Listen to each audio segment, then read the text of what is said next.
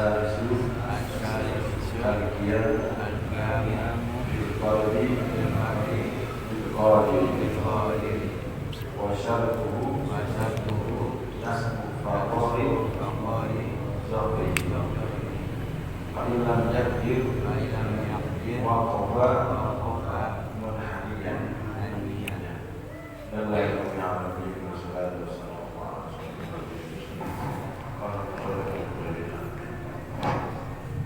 Asalisu rukun salat yang ketiga Al-Qiyamu bil-Fardi bil-Qadri berdiri di dalam salat fardu bagi yang mampu.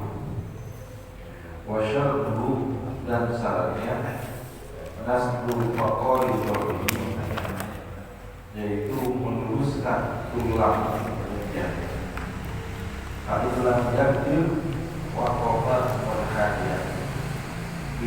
Maka jika ia tidak mampu boleh berdiri sambil membungkuk. Wa ilam yakdir qa'ada wa rafa'a muhadiyan. Dan jika ia tidak mampu boleh duduk dan rukuknya muhadiyan jabhatahu qudama rukbatayhi, dan rukuknya menghadap dahinya ke depan kedua lututnya. Wal afdalu an yuhadiya mahala sujudihi, dan yang paling afdal menghadap tempat sujudnya. Wa huma ala mizani ruku'i qadimi bin muhadzati, dan keduanya seperti ruku orang yang berdiri ketika menghadap tempat sujudnya. Ya. Jadi rukun sholat yang ketiga adalah berdiri. Ya. Bagi sholat fardu maka wajib berdiri bagi orang yang mampu. Berbeda memang nanti sholat sunnah, maka berdiri ini tidak menjadi suatu kewajiban. Ya. Kemudian syarat daripada berdiri ini adalah meluruskan tulang punggung, tulang punggung lurus. Berbeda tulang punggung, punggung kan punggung ini kaki, ini badan. Kalau punggung ini tuh, jadi dia bengkok punggungnya. Ya, tapi kalau berdiri ini lurus, ya punggungnya ini lurus, jadi tidak ada bengkok. Ya, itu syarat dikatakan dia berdiri. Ya. Kemudian kalau tidak bisa berdiri dengan sempurna, lurus daripada tulang punggungnya, ya, maka boleh dia berdiri tapi sambil membungkuk. Bungkuk ini mau seperti ruku bukan, berdiri tapi bungkuk itu gitu. Ya, itu miring ke bawah, ya, miring ke bawah, turun ke bawah badannya. Jadi meskipun ya kalau dia nggak sempurna gitu ya, artinya kalau dia tidak memang mampu berdiri dengan sempurna, maka boleh gitu. Ya. Jika dia tidak mampu, maka boleh akan daripada sholatnya duduk, ya duduk, gitu. Boleh dengan sila atau duduk iftiros, ya. Yang tidak boleh duduknya gini nih, apa namanya seperti, ya. Jadi duduk seperti duduknya anjing jadinya, ya, ya. Itu yang boleh. Kemudian ketika ruku, ya, menghadap dahi, dan kedua, ya, menghadap dahinya ke depan kedua lututnya, dan yang paling afdal menghadap tempat sujudnya. Ini akan daripada ruku gini tuh menghadap.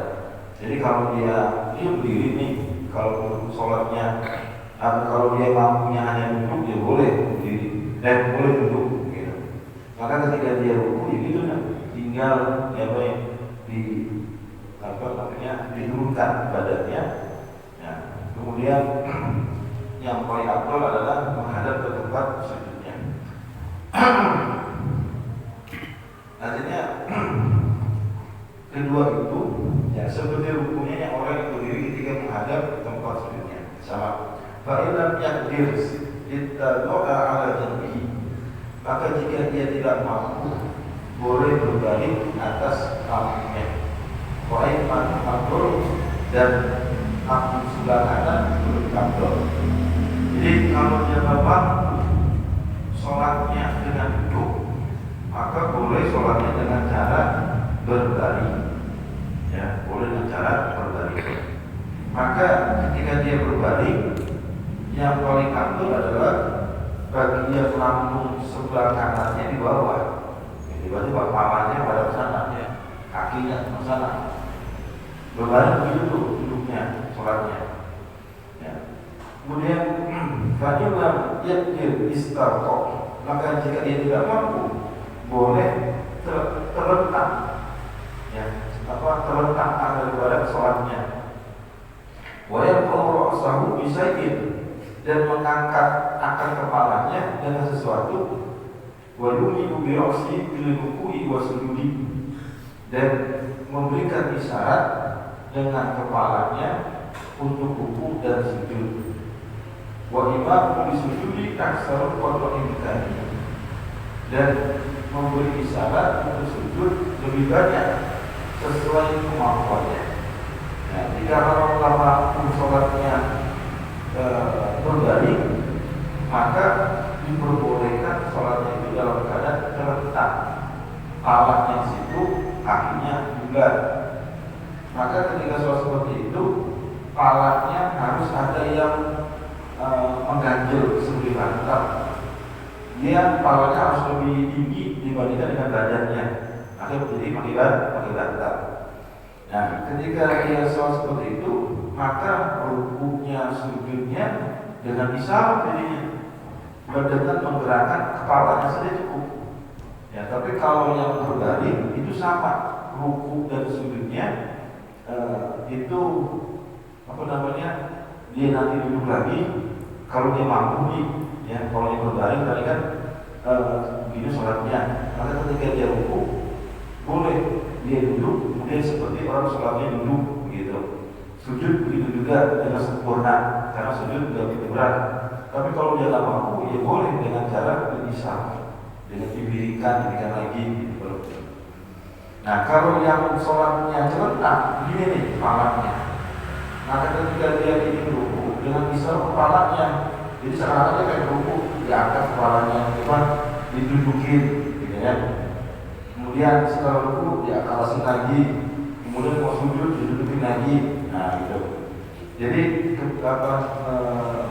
di dalam sholat tersebut, ya, ini menggunakan daripada pisau dengan kepalanya, karena udah bersama ngapain dia cuma celentak doang, ya. Fa'illah takdir au ma'a bitorfi, maka jika dia tidak mampu, ia syaratkan dengan pandangannya. Ya, artinya kalau tidak mampu di dalam menggerakkan kepalanya ketika sholat dalam keadaan serentak, maka boleh menggerakkan bola matanya, tidak matanya. Kalau dia ruku dikejumin lagi, itidal dibuka, sujud dipejamkan lagi, ya, duduk sujud dibuka, gitu loh.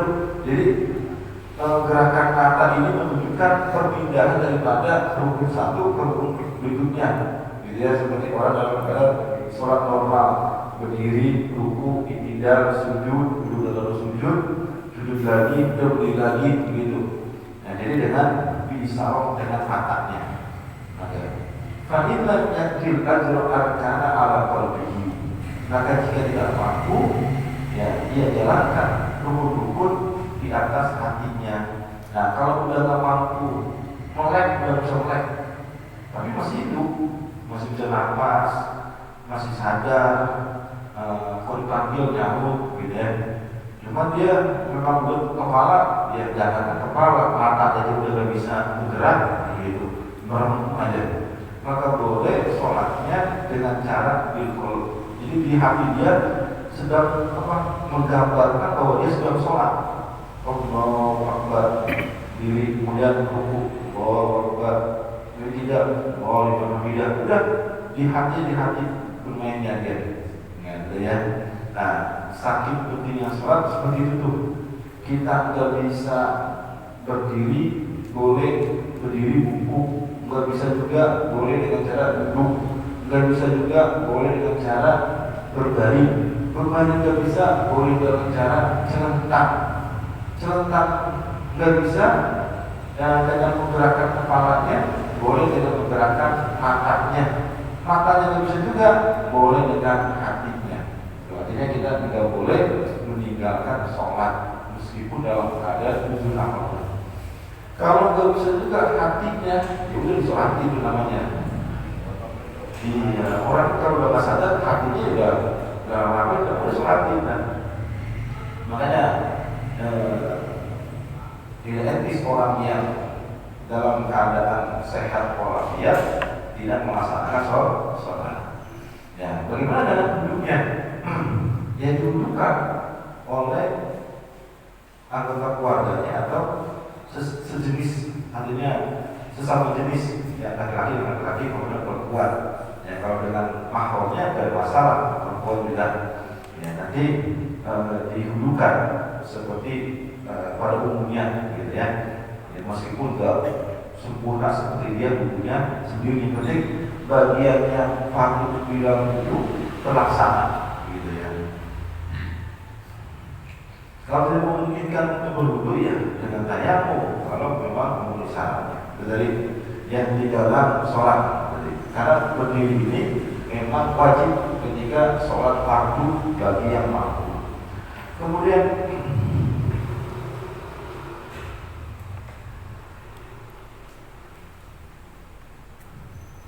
jadi ukuran akan daripada orang yang tidak mampu itu adalah jika khawatir akan timbul hal-hal yang diperbolehkan untuk bertayamum. Artinya dia kalau melaksanakan sholat berdiri, tapi nanti dia khawatir bisa pingsan misalnya, atau bisa jatuh di tengah sholat, yang sekiranya nanti bisa diperbolehkan akan daripada untuk bertayamum. Nah itu ya. Jadi yang mengukur akan daripada ini ya diri kita dan orang yang ahli dan begitu. Ya, seperti kalau sholat berdiri tambah sakit, ya sakitnya tambah parah atau lama sembuhnya gitu. Jadi boleh dia sesuai dengan kemampuan dia gitu ya. Akan daripada sholat tersebut. Ya. Kemudian wa yatanaffalu qadiru qaidan wa qaidan, dan mengerjakan sholat sunnah bagi orang yang mampu dalam keadaan berduduk dan berbaring, la mustaqiyat, tidak boleh dalam keadaan celentang. Wa yaqulu lil-ruku'i wa sujudi, dan duduk ruku dan sujudnya. Nah, artinya kalau sholat sunnah tadi boleh mengerjakannya dalam keadaan berdiri, duduk ataupun berbaring. Tapi kalau celentang tidak boleh. Nah, bagi siapa itu? Bagi orang yang mampu berdiri. Ya, berbeda kalau dia memang tidak mampu berbaring, maka boleh celentang. Ya, di dalam sholat sunnah. Tadi kan sholat sunnah boleh sholatnya berdiri, boleh sholatnya duduk, boleh sholatnya berbaring. Cuma kalau celentang tidak boleh bagi orang yang mampu berdiri sholatnya. Tetapi bagi orang yang tidak mampu, dia boleh sesuai dengan kemampuan dia sholat. Seperti apa tadi itu, celentang atau menggunakan menggerakkan kepalanya, atau dengan melihat matanya, atau dengan hatinya. Kalau memang dia tidak mampu itu semuanya. Ya. Kemudian duduk untuk ruku dan sujud. Nah ini bagi yang sholat sunnah, kemudian dia mampu sebenarnya berdiri, tapi dia pilih duduknya atau celentang atau berbalik, maka ketika dia ruku, maka dalam posisi duduk. Begitu juga dengan sujud, artinya sujud seperti pada umumnya gitu. Kemudian wa ajrul qa'imil qadiri ismu ajril qadimin. Dan pahala orang yang mampu berdiri dalam sholat sunnah setengah pahala orang yang berdiri. Wal qadimi ismu ajril qadimi. Dan orang yang sholatnya berbaring setengah pahala orang yang sholat duduk. Nah ini di dalam sholat sunnah bagi orang yang mampu berdiri, kemudian dia memilih untuk duduk, sholatnya sah nggak? Sah. Cuma memang konsekuensinya pahalanya berkurang. Ya seperti ini sholat sunnah apa yang sekali berat kelamaan sholatnya tarawih misalnya, kan jumlahnya 20 rakaat. Saya mau sholat dulu aja, boleh nggak? Boleh. Meskipun masih muda, masih gagah, boleh nggak? Boleh. Cuma konsekuensinya pahalanya berkurang, ya setengah daripada orang yang sholatnya berdiri. Ibarat begini, orang berdiri sholatnya 100, kalau dia duduk 50, kalau dia berbaring 50 bagi 2 berarti 25. Nah, gitu. Ya jadi semakin dia rendah melakukan sholatnya seperti berbaring tersebut, maka semakin sedikit karena daripada pahalanya, gitu ya. Jadi ya kalau kita masih kuat mah seharusnya ya berdiri aja, ya rugi dirinya kita, nilai ibadah kita berkurang kepada Allah Subhanahu wa Ta'ala itu di dalam sholat sunnah.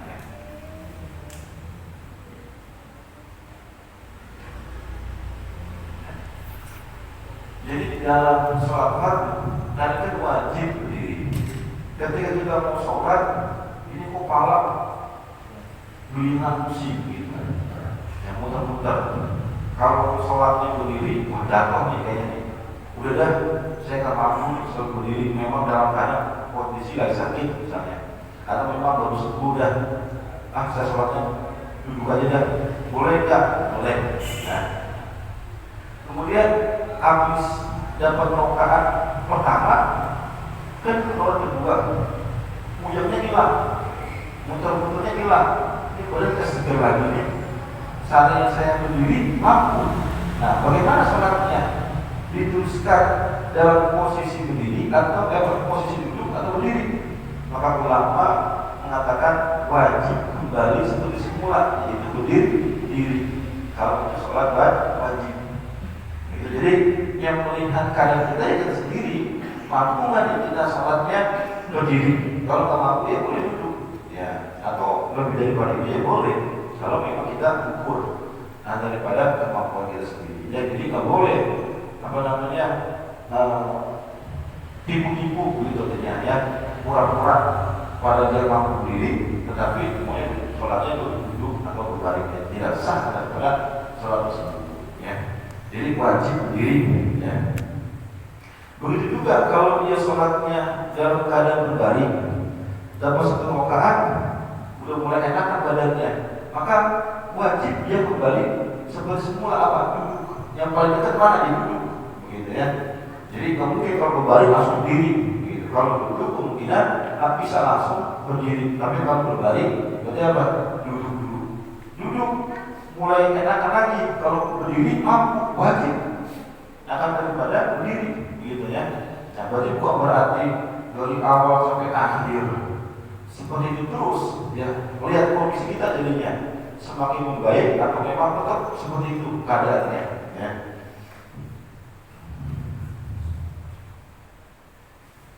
Nah, itu di dalam tata cara sholat fardu ataupun sunnah, yang dimana kita diwajibkan untuk berdiri bagi yang mampu, ya. Dan sholat sunnah meskipun mampu diperbolehkan berdiri atau selain daripada berdiri.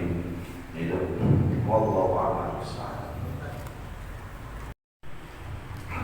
Jadi yang niat yang sakit, nah, ini saya hubungin ya, kan isti'anah gak boleh, minta bantuan di dalam perkara itu tak boleh.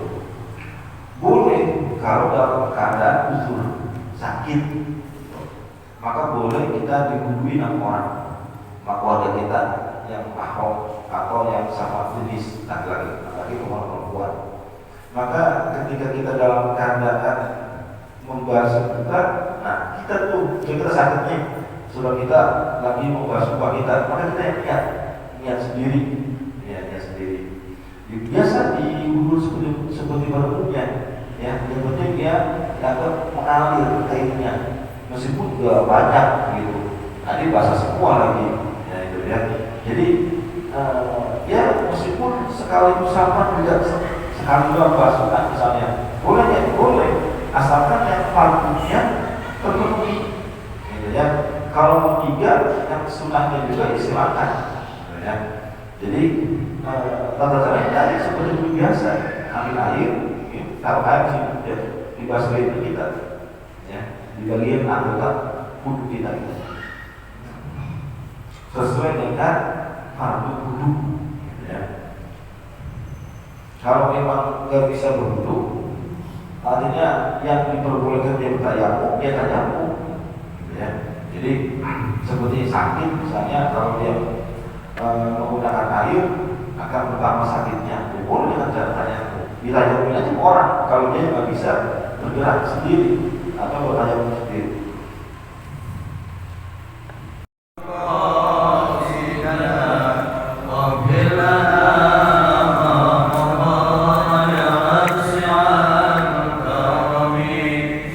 Muhammadu